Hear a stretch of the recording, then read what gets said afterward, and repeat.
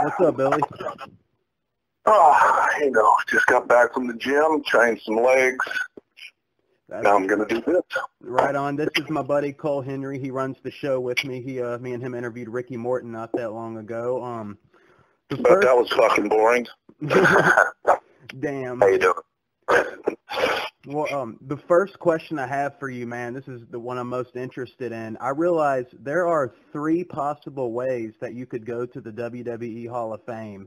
You could go in as Billy Gunn yourself. You could be inducted as part of D-Generation X, or you could even go in as the New Age Outlaws. What do you think might happen down the road concerning the WWE Hall of Fame? You know what? I don't know. I don't even think about it, actually. I would like, my preference is I'd like to go as the New Age Outlaws. Right. I'd like to go, me and Brian, because me and Brian just been through so much and did so much good stuff together.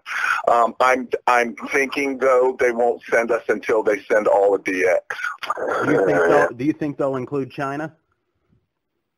I have no idea. I hope they do. She deserves it, in my opinion. She deserves it more than anybody that's in there right now. Right. That's a huge sore subject with me. Not that I won't talk about it. I'm just saying it's just bullshit. Right. I think her, and I even think Jazz should be in there before Ivory or Beth Phoenix, but that's just my opinion. Yeah, I don't have any qualms about anybody else. I just think Chyna should have won a long time ago. She did more. It's just what it is. It's who they want to send, and they'll send who they want, and nobody has any say so about it. So kind of like the Rock and Roll Hall of Fame. Yeah, exactly the same, right? It's political, and they send who they want to send, and that's wrong, because you send who deserves to go. If you deserve to go in, no matter what you've done, no matter who you've done, it's about what you've done in the wrestling business. It's what you contributed to this business and what legacy you left. She was the best person, best wrestling scenario person of all time. So, I mean, in my opinion, that's what she is. So she should go. You think she's not in just because of her prior relationship with Triple H? I don't know what it is. I don't, I don't know that it's that. I don't know what it is. It's just, it does seem strange she's not in there for sure. Yeah, for a fact. Okay. Cole, what was your one of your questions? I was curious to know, you were released from WWE in 2015 over a failed PED test, which just from my point of view seems kind of strange, because I don't know, you just don't see a lot of that.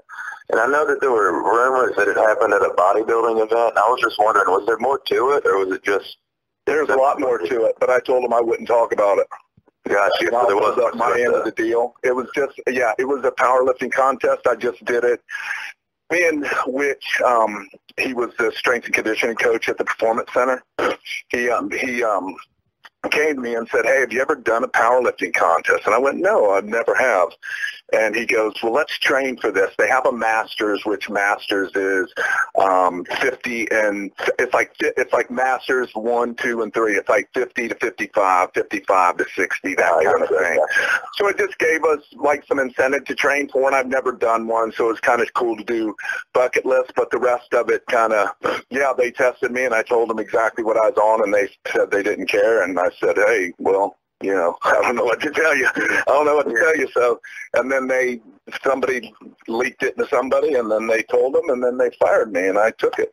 I took my end of the deal. Right. I didn't quite complain about it or nothing. There's more to it, but I would rather not go into it, because I'll hold up my end of the bargain and tell them I wouldn't talk about it. I'll tell you that it wasn't like people thought I was doing it to cheat, and I was never doing it. I was 50 years old, and I was on something. Yes, I was. I was on tests because my levels were completely diminished. So, but that's about it. I mean, I don't hold any grudges or nothing, because it was part of it was bad on my part to do that, but I told them. And I didn't hide anything, and then they asked me, and I said, and that was that. And then they fired me. You've made appearances for WWE since then, so it's all good. Yeah. I mean, it's what it is. My next question, man, when I was in high school, one of my favorite angles in TNA, when I thought it was the most ridiculous, was when y'all first started the Voodoo Kin Mafia. Y'all did that thing where y'all went to the headquarters and y'all even showed up at a house show and Triple H crotch chopped you. I just got to know, man, do you have any idea before or after? Did you and all your pals talk about that? Did they know y'all were coming? What did Vince and Triple H think after all that happened? Did y'all have a good laugh about it ever? Yeah, they didn't care. I mean, Vince don't care about nothing. Vince don't care. Vince, they weren't a threat. They wanted to try to rehash something. They wanted to rehash something that was really good in WWE. I mean, we didn't know about it. They just asked us if we'd do it. And we just said, yeah, I mean, it's something to do. It might be entertaining, but you're going to try to do something that was done before, but it was done like 100 times better. So that was the problem with that. I mean, it's what it was, and it was in a different company, but you're trying to do something like they were trying to reincarnate the invasion thing that DX did at the Norfolk or whatever place that was. So they're trying to get into that a little bit. And you just can't. That was a one-of-a-kind deal, and it was so good that you can't duplicate it. Yeah, it seems like wrestling always tries to rehash. Of course they do. Like, especially when something's really good, they try to do that. Yeah. Right on. Cole, go ahead. Okay, I have a question. You were in a tag team with Bart Gunn at the beginning of your WWE career, and he later went on to compete in the Brawl for All. And after the Brawl for All, he boxed Butterbean. And I guess my question is, what did you think about his chances against Butterbean, and what did he think of his chances? Well, they were really good until he started to try to box. Yeah. Like, that's not what he does. Mike just hits really hard. There was, even the Brawl for All, I told JR, it was funny because I told JR, I said, you're in for a hell of a surprise right now because he's going to wipe everybody out. Like, you don't understand. Like, you don't know him. And he did exactly that. And then when they wanted him to do the thing with Butterbean, they sent him to a boxing camp and tried to learn how to box when Butterbean doesn't do that either. He just ducks his head and slings them. That's what Mike needed to do, just duck his head and go after him like he did everybody else. But he tried to box and tried to get cute. And it was, that's what they wanted him to do. And he's very, very, very willing to do what the office wants him to do. So he did it, and he'll tell you the exact same thing. He goes, he can't. He wants another shot at him so bad he can't stand it. So yeah, I think he did go on to have some MMA fights. He did one over in Hawaii. He did a fill-in for a thing, and then he went to Japan. Had a hell of a career in Japan. Yeah. But he did one and split some kid's face wide open. I think it was, if I remember correctly, the guy's name was Cabbage something. But I can't remember. He looked like a piece of cabbage with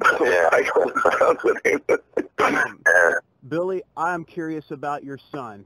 Tell us a little bit about your son. All I know is that he was in the All-In Battle Royal, and correct me if I'm wrong, but is he going by the name Billy Gunn Jr.? No, Austin Gunn. Austin Gunn. Yeah, so the deal, I'll give you the rundown real quick. The deal with my kids is they could never do any wrestling or anything until they both graduated college. That was our deal. Like, they couldn't do nothing. Like, they don't come to me with nothing. That was always our deal since they were real little. So, my oldest, I have another one, Colton, awesome kid. I have two of the greatest kids ever. Colton is living in California with his girlfriend. He tried it. He just doesn't, it's just not his bag. But Austin is amazing. So, like, about a couple months before he graduated college, he said, hey, I think I want to give this a shot.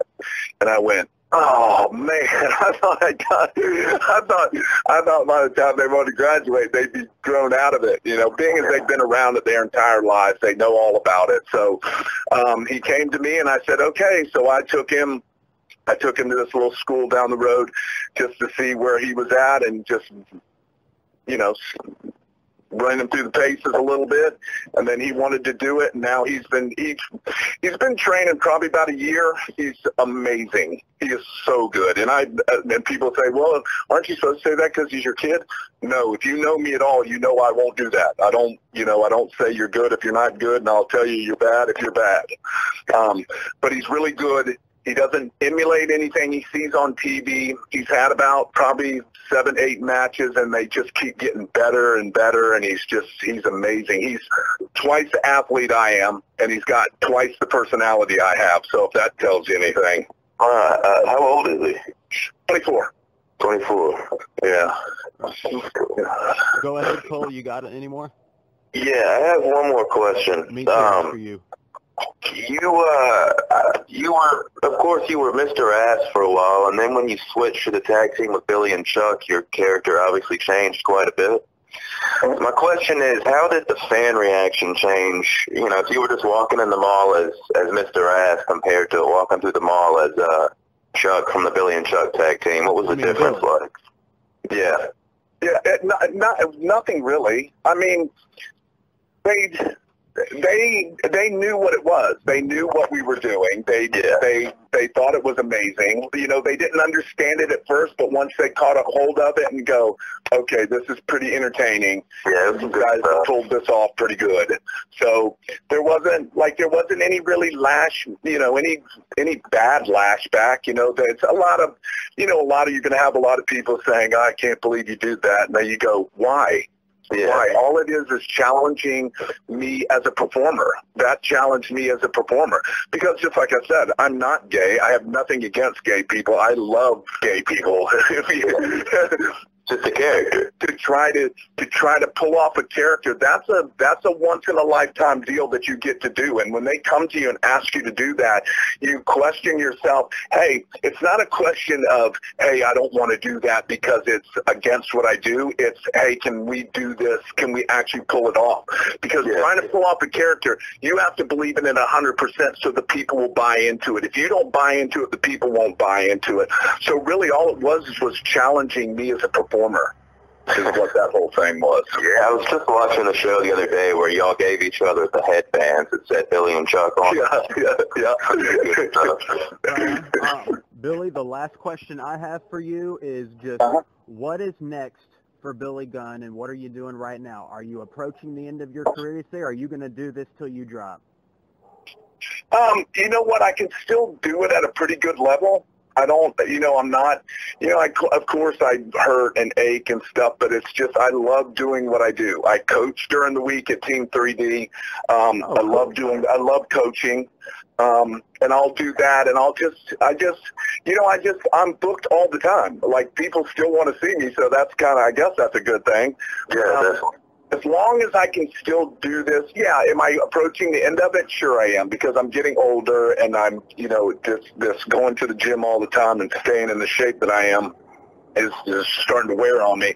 But I can still perform at a pretty good level. Until I cannot perform at that level, and I don't want to be one of these guys that just hanging on just to be hanging on, but I can still go with the best of them. There's pretty much no one that I can't go with.